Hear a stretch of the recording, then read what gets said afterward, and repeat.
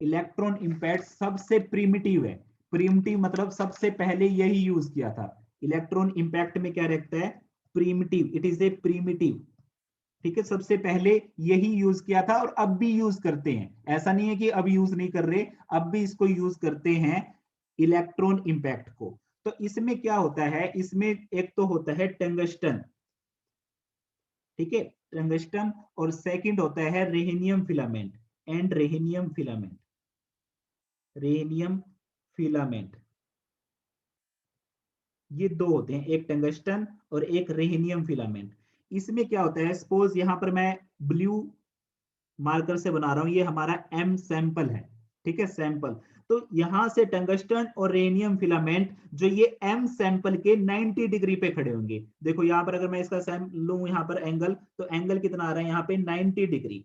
तो जो इसका इंस्ट्रूमेंट होता है इलेक्ट्रॉन इम्पैक्ट, उसमें ऐसे अरेंजमेंट होता है कि जो टंगस्टन और रिहेनियम फिलामेंट है, रिहेनियम, वो हमारे सैंपल से 90 डिग्री एंगल पे होते हैं। और ये क्या करते हैं, इलेक्ट्रॉन की बम्बार्डमेंट करेंगे। ये क्या करेंगे यहाँ पे, इलेक्ट्रॉन की बम्बार्डमेंट। तो यहां से इलेक्ट्रॉन की बम्बार्डमेंट होगी कहां पे, हमारे सैंपल पे, जो कि एम नाम का हमारा सैंपल है, ठीक है। तो जो इलेक्ट्रॉन की बम्बार्डमेंट हो रही है, तो किसी एनर्जी के साथ हो रही है, कितनी एनर्जी पे हो रही है, तो वहां पर लगता है 70 इलेक्ट्रॉन वोल्ट की एनर्जी। जो इलेक्ट्रॉन बम्बार्डमेंट, जो इलेक्ट्रॉन का झटका लग रहा है, वो कितनी एनर्जी से लग रहा है, 70 इलेक्ट्रॉन वोल्ट। और लगा कौन रहा है, लगा रहा है टंगस्टन और रिहेनियम फिलामेंट, टंगस्टन एंड रिहेनियम फिलामेंट।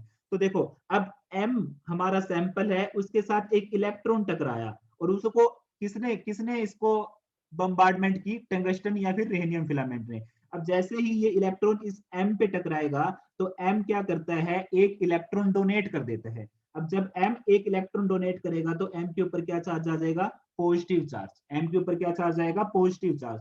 और एक इलेक्ट्रॉन डोनेट कर दिया और एक इलेक्ट्रॉन हमने बम्बार्ड किया है, ठीक है। तो यहां पर हम एक इलेक्ट्रॉन का एग्जांपल लेके चल रहे हैं। एक इलेक्ट्रॉन बम्बार्ड किया है किसने, टंगस्टन एंड रिहीनियम, इनमें से एक, ठीक है।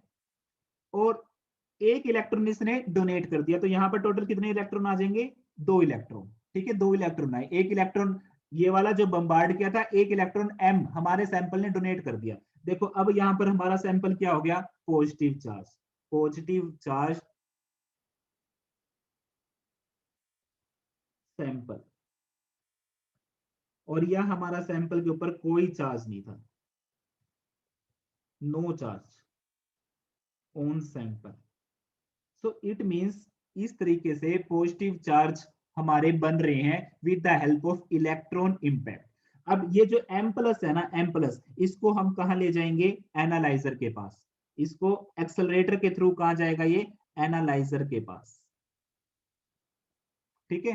तो ये इसमें फंडा कंसेप्ट रहता है जो मैंने आपको अभी एक्सप्लेन किया है, ठीक है। तो टंगस्टन और रियनियम फिलामेंट यूज होते हैं इलेक्ट्रॉन इम्पैक्ट में। तो क्या है इसके बारे में, इलेक्ट्रॉन इम्पैक्ट के बारे में जो चीजें आपको याद रखनी है, पहला पॉइंट, इलेक्ट्रॉन इम्पैक्ट,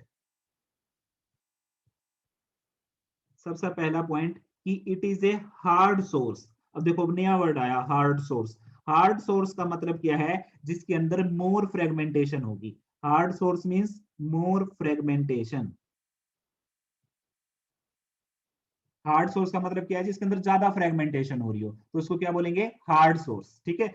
ज्यादा फ्रेगमेंटेशन एक तरीके से हमारे लिए अच्छा नहीं है, क्योंकि अगर जितनी ज्यादा फ्रेगमेंटेशन होगी उतनी इंटेंसिटी कम होगी, ठीक है। तो hard source means more fragmentation, पहली बात। तो जो कि एक तरीके से it is not good, it is not good, ठीक है। हम चाहते हैं कम फ्रेगमेंटेशन हो, इंटेंसिटी ज्यादा आए, ताकि हमको ऑब्जर्व हो, ठीक है, डिटेक्टर डिटेक्ट कर पाए और हमको रिकॉर्ड मिले पीक्स का।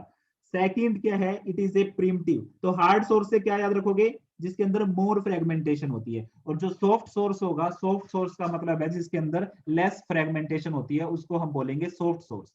सेकंड आपको यहां पर याद रखना है, it is a primitive, it is a primitive, ठीक है। थर्ड, डिटेक्शन डिफिकल्ट होती है इसमें, डिटेक्शन डिफिकल्ट। रीजन क्या है डिटेक्शन डिफिकल्ट का, क्योंकि फ्रेगमेंटेशन ज्यादा है, मोर फ्रेगमेंटेशन, ठीक है, मोर फ्रेगमेंटेशन है, फ्रेगमेंटेशन ज्यादा है, तो इसलिए डिटेक्शन क्या होगी, डिफिकल्ट होगी।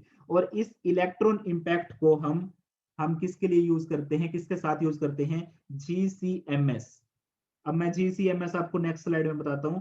जो GCMS होता है वो होता है, GC means gas chromatography, gas chromatography, और MS means mass spectrometry, mass spectrometry. तो जो मास स्पेक्ट्रोमेट्री में जो हमारा आयनाइजेशन सोर्स यूज हुआ है, यहाँ पे आयनाइजेशन सोर्स वो यूज हुआ है, कौन, मास स्पेक्ट्रोमेट्री में जो आयनाइजेशन सोर्स हुआ है वो यूज हुआ है हमारा इलेक्ट्रॉन इंपैक्ट। अब रीजन क्या है कि मास स्पेक्ट्रोमेट्री में, स्पेक्ट्रोस्कोपी में ionisation source electron impact use हुआ है, क्यों, क्योंकि गैस क्रोमेटोग्राफी में जो कंपाउंड्स होते हैं वो वोलाटाइल होते हैं, और इलेक्ट्रॉन इंपैक्ट भी याद रखना, ये पॉइंट भी इंपॉर्टेंट है, इलेक्ट्रॉन इंपैक्ट भी किसके लिए है, only for volatile compound. Electron impact भी कौन से सैंपल को पॉजिटिव चार्ज में कन्वर्ट करता है, तो वो याद रखना वोलाटाइल कंपाउंड को। तो इलेक्ट्रॉन कंपाउंड के केस में भी, इलेक्ट्रॉन इंपैक्ट के केस में भी वोलाटाइल कंपाउंड ही, वोलाटाइल कंपाउंड ही पॉजिटिव चार्ज में कन्वर्ट होते हैं, पॉजिटिव चार्ज में कन्वर्ट होंगे। ठीक है, ये चीज आपको याद रखनी है। इसलिए गैस क्रोमेटोग्राफी में भी वोलाटाइल, और मास स्पेक्ट्रोमेट्री में जो आयनाइजेशन सोर्स यूज हो रहा है इलेक्ट्रॉन इंपैक्ट, वो भी वोलाटाइल के लिए है, तो दोनों की कंपैटिबिलिटी होगी। तो इसलिए GCMS में जो मास स्पेक्ट्रोमीटर यूज होता है उसमें आयनाइजेशन सोर्स क्या रहता है, इलेक्ट्रॉन इंपैक्ट। ठीक है, तो इलेक्ट्रॉन इंपैक्ट में मैं एक बार आपको रिवीजन करवा देता हूँ। हार्ड सोर्स है, प्रिमिटिव है, डिटेक्शन डिफिकल्ट है, और GCMS में यूज होता है, रीजन, और यहाँ पर एक पॉइंट और भी ऐड कर सकते हो कि वोलाटाइल कंपाउंड के लिए यूज होता है, वोलाटाइल कंपाउंड जो वेपर्स में कन्वर्ट होते हैं।